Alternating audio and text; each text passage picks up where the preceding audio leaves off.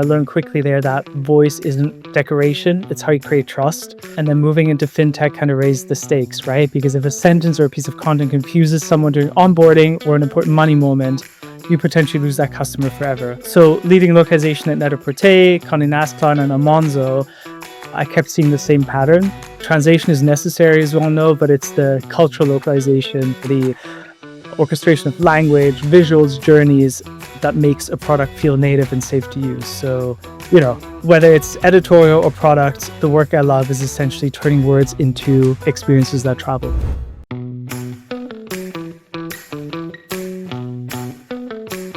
Welcome to In Other Words, the podcast from Phrase, where we speak with business leaders shaping how businesses grow, adapt, and connect with customers around the world. I'm your host, Jason Hemingway, CMO at Phrase. And today we have the pleasure of talking about the role global content plays in building trusted experience at companies at scale across all different markets around the globe. In today's world, customers expect relevance, consistency, and a brand voice that feels human wherever they are, but that's harder than it sounds when content is moving so quickly, channels continue to multiply, personalization is now kind of an expectation for everybody. And in fintech, which we'll be talking about today, the stakes rise again because language directly affects customer trust and customer action. So my guest today is Freddie Braun, Localization and International Content Lead at Monzo. And he's previously led translation, localization, and content experience at Klarna. And he ran global translations and adaptations at Condé Nast. He described himself as a third culture kid, and he's about to publish his debut novel, Golden Boy. So that's exciting times. And Freddie, welcome. Great to have you with us. Thanks so much for having me on the show. I appreciate it. So Freddie, let's get straight into it. You've worked in an editorial capacity for some of the top publications and then moved into fintech. Can you walk us through the key steps in your career and kind of what led you to localization and global content? It's always disappointing to people to hear that I kind of stumbled into localization by chance. I actually studied psychology and then tacked on a master's in marketing. Wanted to become a therapist, was put off by the fact that a PhD would have taken forever. So, eventually I realized though that understanding human behavior is also a valuable asset when it comes to crafting impactful content. So in a way, I've get the best of both worlds now. So as you mentioned, I started an editorial and, I learned quickly there that voice isn't decoration, it's how you create trust. And then moving into fintech kind of raised the stakes, right? Because if a sentence or a piece of content confuses someone during onboarding or an important money moment, you potentially lose that customer forever. So leading localization at Net-a-Porter, Conde Nast Cloud, and Monzo, I kept seeing the same pattern. Translation is necessary, as we all know, but it's the cultural localization, the orchestration of language, visuals, journeys that makes a product feel native and safe to use. So, whether it's editorial or product, the work I love is essentially turning words into experiences that travel. Yeah, it's interesting, isn't it? I think you can often fall into that trap of just thinking it's just translating stuff, and actually it's being culturally resonant, I think, is the important thing. And you've been scaling that kind of vision and local content across markets for a number of well-known brands, as you said. And what in your view has been the kind of toughest challenge on keeping that content kind of on brand or having that brand voice? And how have you sort of tackled it? Yeah, I mean, the hardest part for me is always balancing consistency with relevance, right? Because you can be perfectly on brand and still miss a moment in a market, right? You can feel perfectly local and still drift away from who you are as a brand, the brand DNA. So, the way that I found that you can mitigate that is a pretty simple 80-20 principle. So 80% is a shared system. So voice characteristics, core UX, interaction patterns, right? So these are the things that must never change. And then the 20% are kind of the governed flex. So leaving room for cultural cues, examples, visual choices, things like that. So if you pair that 80-20 with clear guardrails, style guides, glossaries, red lines, and strong QA, then I think that's where the magic happens.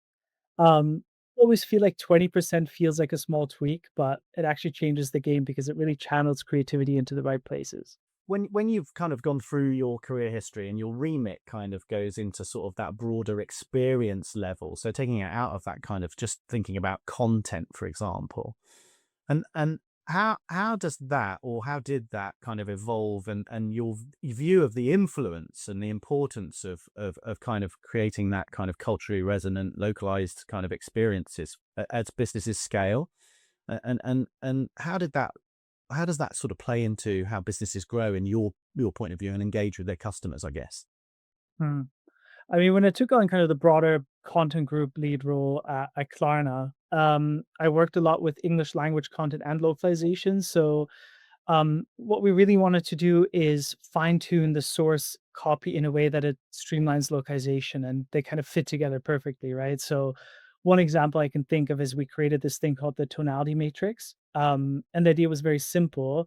We all knew that, tone isn't a one size fits all solution, right? It should flex by channel, by intent, by risk. So for example, if you think about in product UI, right? Let's say it's a payment reminder. You want that content to be calm, direct, low friction. If you then follow up with a piece of CRM content, you might want that to be warmer and more motivating. So we kind of define these sliders: clarity, warmth, urgency, and then map them to recommended ranges per scenario with examples and do's and don'ts. So essentially, what that created was, well, it meant that the source content wasn't a single draft to translate, but it was a design system, cho- tied to desired outcomes. So the way that that impacted localization was and scaling a business was once the source communicates intent, what we're trying to achieve, what the desired tone is, then localization stops guessing. So markets get a governed flex and they know what to adapt and what not to adapt, right? So that kind of speeds up the work, reduces guesswork, and also gives legal teams a pre-approved range of design rather than sentence by sentence debates. So that eventually we noticed that moved localization from the cost of doing business to real growth lever at the end of the day. So, you know, kind of understanding that how you deal with source content really makes localization more predictable, measurable, and really directly linked to engagement ultimately. So it's almost like you need to kind of that infrastructure or those design systems to be put in place, to kind of get it right as you go. And what I really liked about what you said there was this kind of idea that you can flex locally once you've got those things kind of centrally managed and put in place.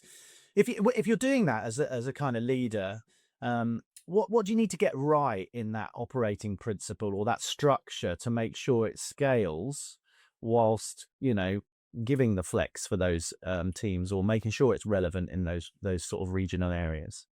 I mean, I think before launching in any new market, even if it's market one, I think there should be three foundations in place.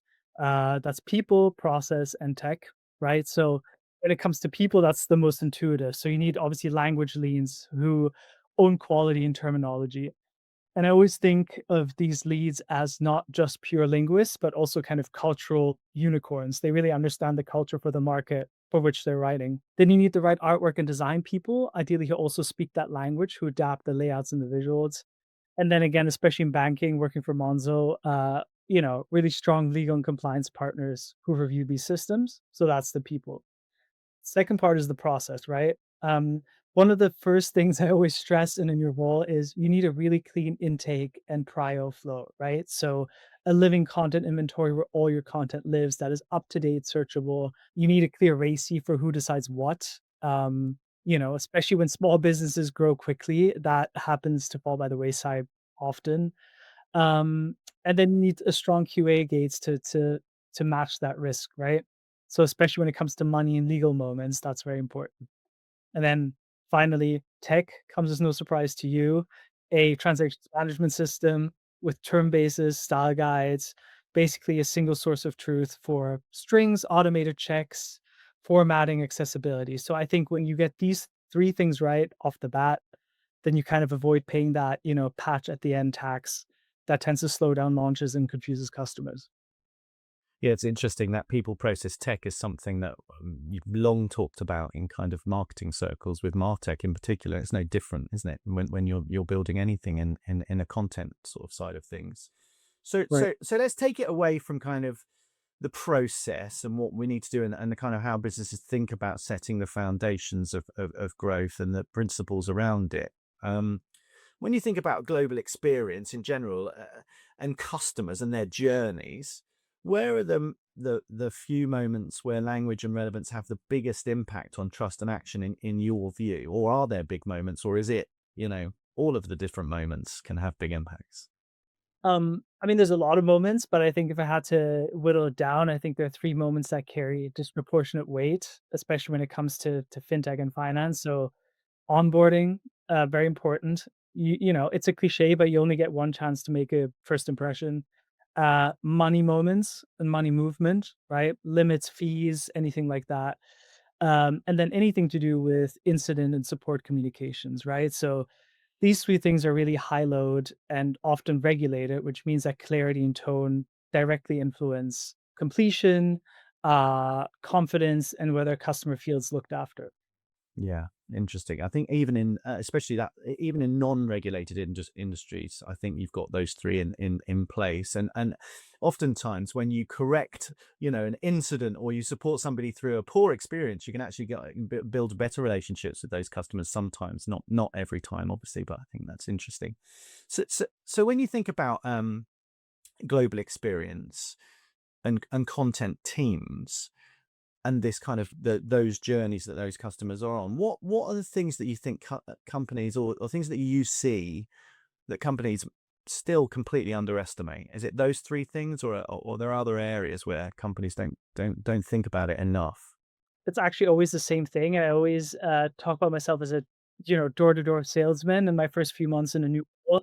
I think teams and companies often underestimate how much needs designing upfront, right?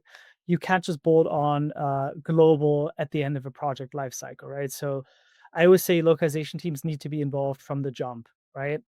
When even as soon as you're talking about at the inception point, because you need to account for small things like text expansion or non-Latin scripts, but also larger things like iconography needs to read locally. We all know that the meaning of color can shift significantly across markets. Spokespeople we might be using our campaigns have different reputations in different markets. So it's really about creating bespoke iterations in parallel rather than simply translating a release in the 11th hour. So I think if you do this early, you ship faster and safer. Yeah, so it's really building things in upfront, and not expecting it all to be done at the last minute, which I think is a really interesting shift for many. You talked about the kind of scale up businesses or fast growth businesses. Oftentimes it's like we need to move quickly, and it's like, yeah, but you need to start with those principles and thinking at the beginning. Otherwise, if you move too quickly, you're gonna, not build the engagement you seek with customers. So it's an interesting point. So it's almost like take the breath to then go and do it properly, and it will be quicker in the long run. Have you ever seen it? I was just gonna say such a cliche again, but the whole slow down to speed up thing, through here. Yeah. Yeah, no, there's some truth in cliches sometimes, isn't there? So it's okay to use them. When you see it break down in practice, or have you seen it break down in practice even when product and the strategy are strong, and how does that sort of manifest itself? How do you know? I kind of touched on it before, but it all comes down to organization and having that robust content inventory, right? Because if you don't have it all in one place, different channels drift and customers encounter different truths along the user journey, and that erodes trust instantly. So, um, also, I think if legal checks arrive late, you either slip your date or ship risk. And again, if language expertise is under resourced, then quality drifts, and your customers will tell you that with churn. So, some of these fixes aren't sexy or glamorous. Inventory governance, staff review, but they are ultimately what makes global scalable and repeatable. Yeah, interesting. I think that in every part where you're trying to scale a business, there's always things that need to be put in place that aren't necessarily as sexy as you want to be doing every minute of the day, but it's vitally important to make the work good. But look, so you talked a little bit about this idea of getting that flex for local sort of people and local teams. How do you do that? How do you sort of give that? You've got the centralized stuff, but what sort of permissions do you give them? Because you've got to protect that kind of global voice, haven't you? You've got to protect what you're doing globally. How do you give them enough flex for them to feel like, okay, we're able to sort of move rather than being constrained by bureaucracy or something like that? Yeah. I think the key is to have a master voice guide that is company wide, but then you leave enough room to add market specifics, right? So again, really defining what flexes and what doesn't. If we look at Monzo, for example, it's such an iconic brand when it comes to tone of voice and being plugged into culture. Whether it's here in Monzo or, the references to Greg's sausage rolls or whatever it is, um, we don't wanna lose that, so you wanna be able to replicate that without losing that uniqueness. So, again, a master voice guide and then leaving flex for market additions. And you really lean into the market experts on the ground to help you find those equivalents. And then you have a living terminology and example library in your TMS. So writers, designers, marketers are all pulling from the same canon ultimately. Um, and that's really how you feel like one brand in many places without sounding cloned or stiff. Do you ever find it uncomfortable kind of letting go of that kind of, because you've built the kind of plan of strategy, you've got some good execution, then you let it go and you go, okay, I'm trusting the teams to get this right. How does that feel? I'm not a control freak that way. I people are always disappointed when they hear I don't speak 20 languages. I don't. But I pride myself in finding the right people and hiring the right people. So I think you just need to be diligent in finding those unicorns. And when you do, you just gotta give up. You gotta give up your power and let them do their thing. So to answer your question, no, I don't get nervous anymore.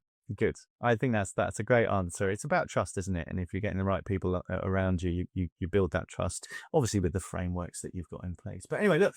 So we're going to have every time we do the podcast, we have a mid-show moment. We call it the inbox confession. I ask the same question to every guest, and you're no different. And this one is all about, what is the one thing in your workday that you wish you could automate?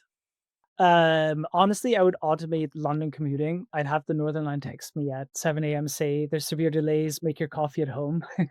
I know we have the TfL app, but it's just never displaying the correct information. I don't know, failing that, a button that would guarantee me on a seat on the tube. Yeah, It's very, very travel related, your nah, inbox I it confession. is. I hate commuting.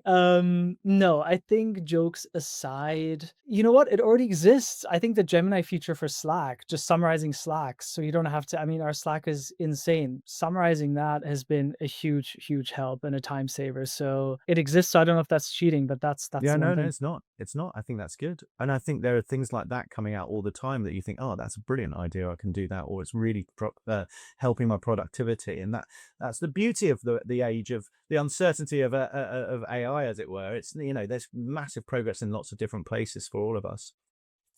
Let's take it back to sort of the conversation around content and global experience, and the term that I think is most talked about or has been over the last sort of 10-15 years in marketing is this the idea of personalization.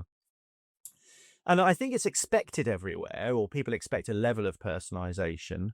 But what does that, or how does that manifest itself, or what does that mean in multilingual markets, where and where have you seen that go wrong or right? Yeah, up until recently, we've been talking about personalization. Now it's all about hyper personalization. Ah, So yes, yes. A lot of buzzwords. I feel like personalization isn't just first name plus translated content anymore, right? In my view, it is context plus intent plus culture, right? So that means recognizing things like local payment habits, seasonal rhythms, risk sensitivity. So, for example, I'm German. Um, my German cousins living in Berlin, who are much younger than me, are unwilling to pay by card because they're scared the government's going to be tracking their spending. And for us in the UK, that seems absurd because we just don't care.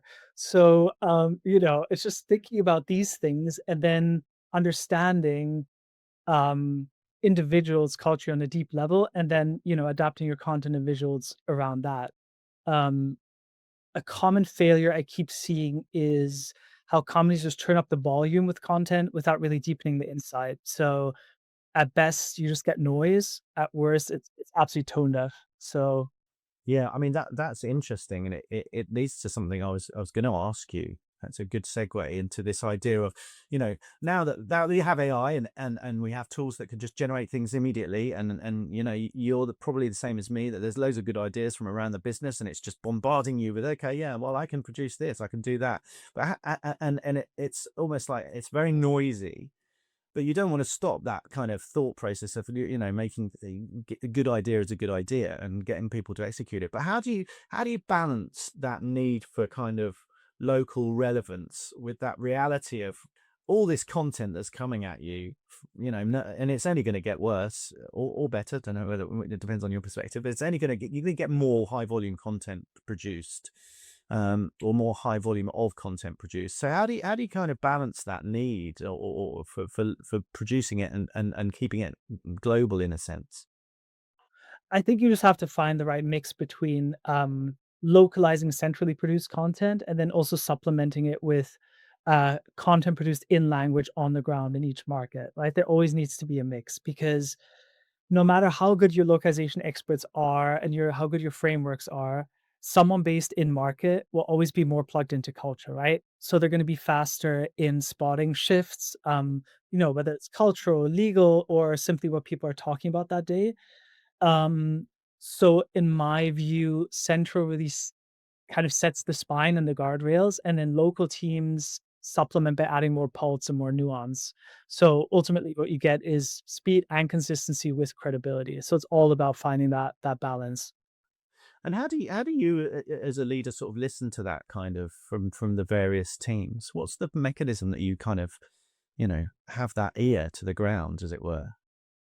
I mean, I'm a big fan of having direct reports in those markets, right? And then they have a dotted line into the marketing leads in those markets. So really, it's all about collaboration and not feeling like again, it's what you said about control earlier and trust. You don't need to have your team centrally. You feel, so you feel like you control them. I think you need to place them in the right places, um, and just have the right dotted lines across the org. No, no, fair comment. I think that's right. So you'd mentioned a little bit about context, and then there's obviously, with lots of the volume, and as you take content out, it's an important thing to kind of gather data, isn't it? And just and use that to help you decide. But how does it work for you in terms of using data and context in deciding how far to adapt content for those different markets and segments? How do you gather it, or what role does it play? Yeah, that's a good question. You'd actually be surprised how many businesses that where the localization teams don't actually have access to real time data. Um, I mean, for me, it's listen, test, ship, and learn, right? So listen is you watch the live signals, you push something live, right? Whether it's a campaign or a new product in a different language, and then you look at conversion and key steps. Are there spikes in help center searches? Are there spikes in support questions, right? So you really read what customers are saying in their own words, and that language is the brief. Then you test. So when you're talking about low risk copy, um, try small variations. What I said before about the tonality matrix, right? You kind of mix it up a little bit, test it with different audiences, see what helps people progress along their journey. Um, for higher risk areas, so anything again to do with money or kind of legal wording, you run a same day cycle. You see how that lands, you propose a fix, you release, you monitor closely. Again, that kind of real time monitoring. And then you take the learnings, right? So when something works, you add it to the market guidelines that we've discussed, and tone ranges. So the next launch starts smarter, and that will eventually speed up that cycle. It's like a virtuous circle, isn't it? That it kind of builds on it as you go. But again, as you said, when you join businesses, you got to get all that sort of framework and that thinking in place. Yes, it's a lot of work from the beginning. Yeah, yeah, I think that's what I'm hearing from you quite a lot. It's good, but once it's up and running, it's like an engine that keeps learning and building. So it's useful. So let's take that idea. We touched on it very briefly about AI and what it's doing from a productivity level. But then thinking about global content, it's now part of production, assessment, workflow. Where do you see it genuinely helping multilingual teams today? And where do you keep those humans in the loop, as the phrase goes? I mean, I think this is not an original thought. I think we all know that AI is excellent at speed and scale, right? So first pass drafts, string clustering, variant generation for different channels, things like that. It's fantastic for.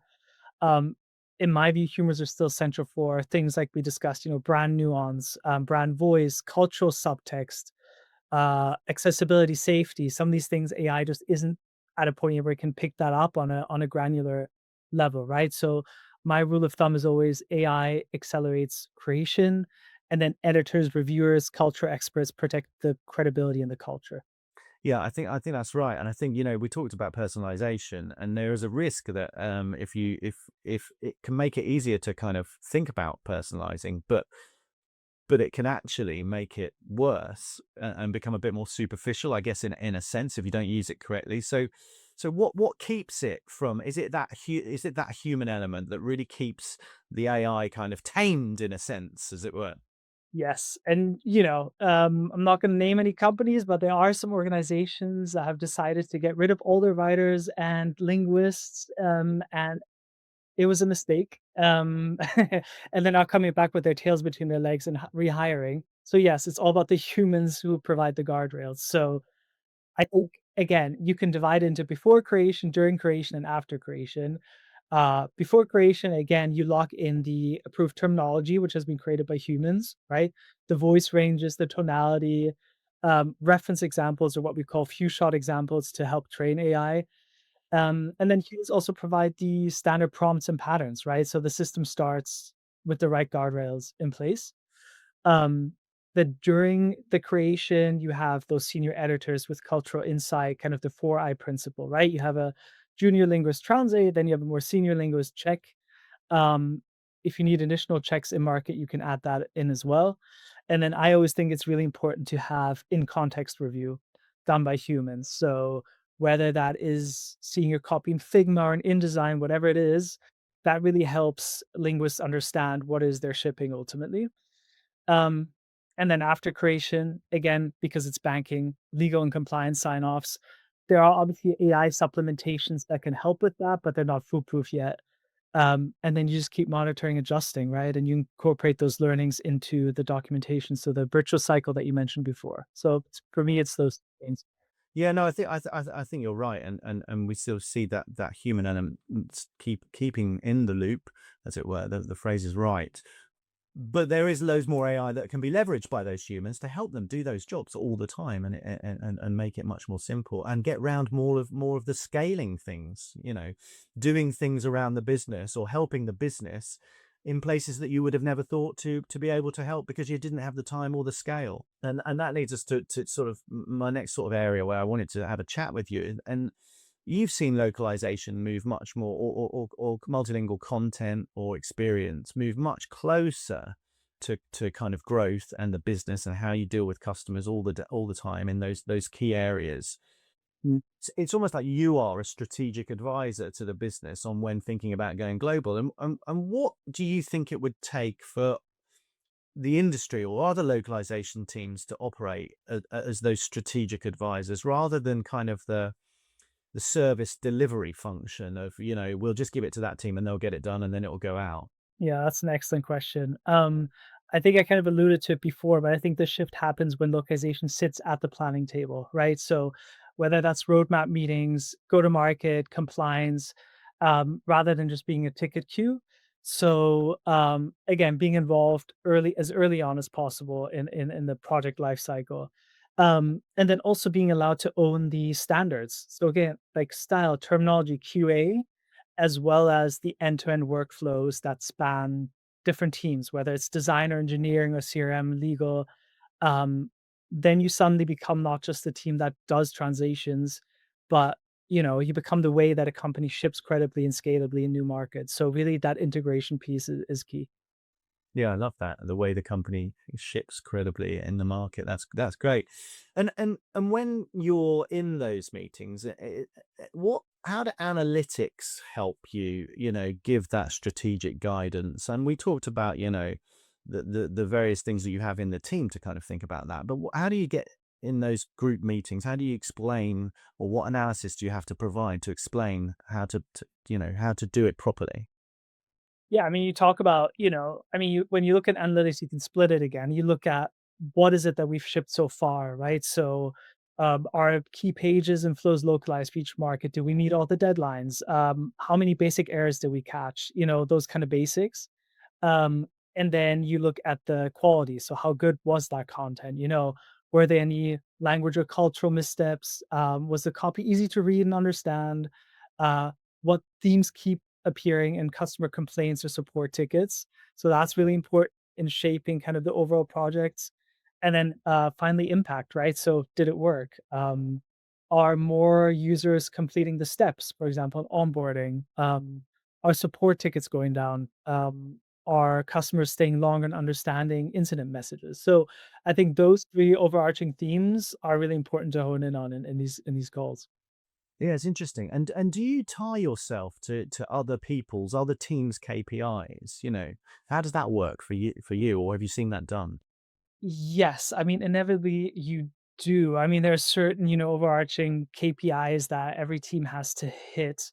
But again, it really depends on how you define localization. And I always want to define it as almost its own mini business within the business. And I think you cannot be tied because you're looking at different impacts, you're looking at different customer segments. So um I guess the answer is somewhat, but ideally they shouldn't be directly tied and evaluated as such. No, but I think the broader thing is that what you need to be able to demonstrate is the business value of what you're doing, right?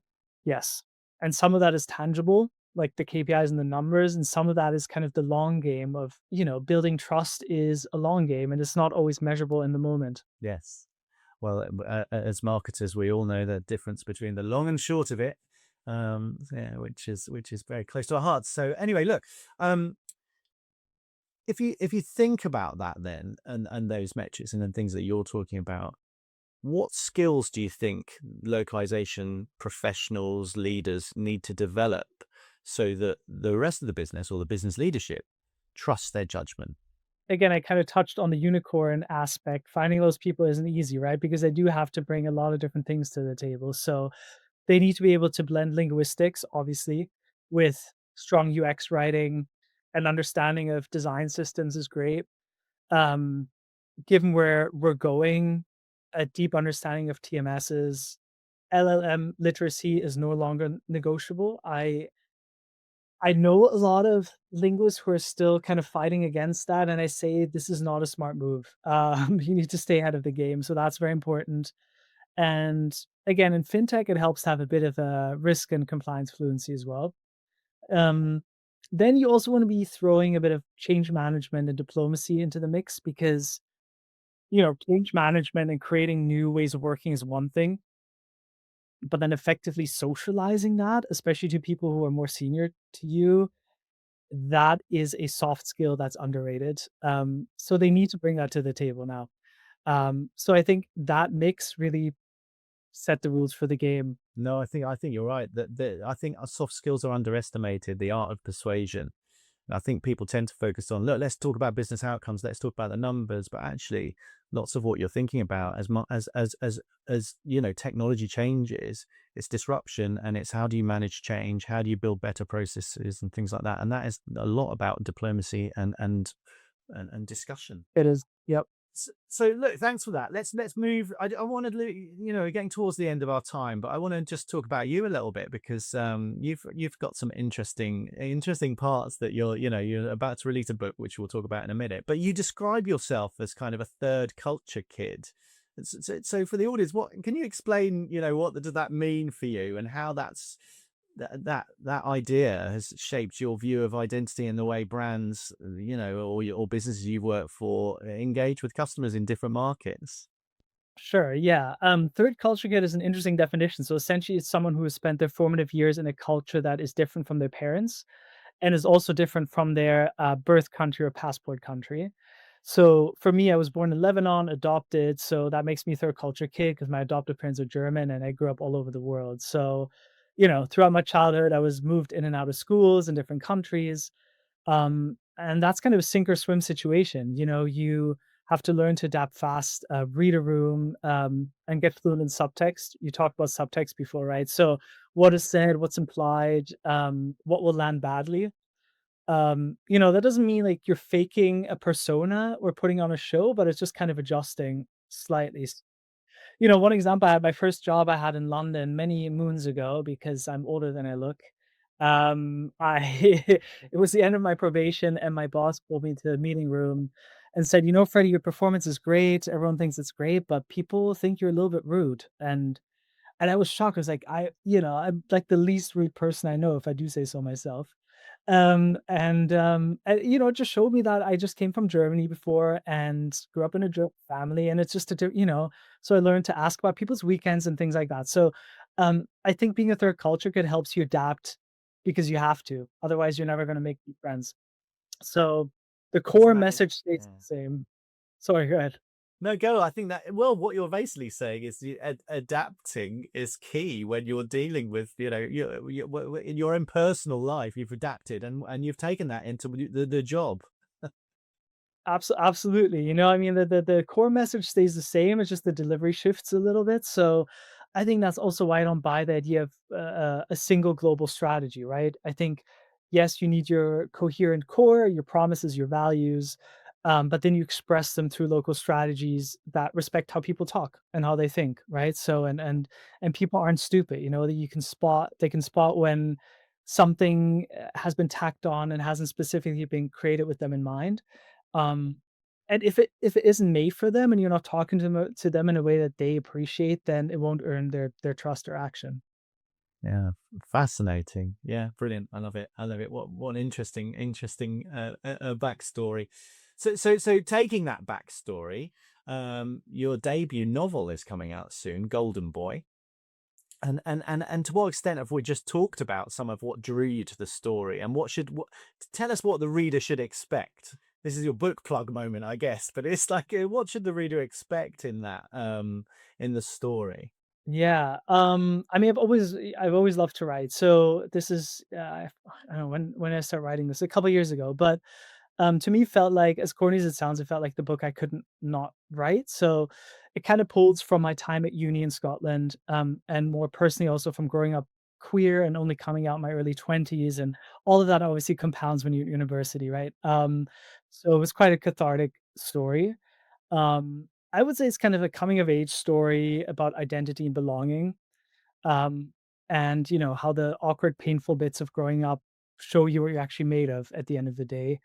There's also a bit of a dark theme running through it, murder included, because murder is sexy in fiction. You need a hook. Um, but I think for readers, even though Felix, the protagonist's story, is his own, I think the growing pains, first love and betrayal and messy friendships are pretty universal. So, if readers finish it feeling a little bit seen or remembering a version of themselves that they haven't visited in a while, then I'll take that as a win. And also, if they enjoy my prose, that's a bonus. I'm kind of obsessed with crafting the perfect sentence. So, yeah, there you go. Oh, I love it. Well, I look forward to getting a copy of that. Brilliant. So Send one look, over. I thank you. Well, I'll buy it. Don't worry. So one last thing, I think we're in sort of the quick fire round, so we're right at the end of our time together. But thanks, for brilliant conversation and an amazing open and honest discussion. But let's just a couple of things. What Give me one answer, one word answers if you can, or short answers to these little questions that we have at the end. One content metric that leaders overvalue and one they don't track enough. Okay, I'm cheating. It's not one word. It's about, yeah, I can compound it. Words per week. I think speed without impact is noise. And under tracked, again, one word is too tricky, but I would say how trust compounds over time, and you need to look at the bigger picture rather than just data on the day. Yeah. Okay. The kind of long view. Um, so then just global growth in one word. Belonging. And then lastly, other than this podcast or your book, what's a book or podcast that you really looking at right now or loving right now? So many, but I think a book I keep going back to because I love it is The Secret History by Donna Tartt.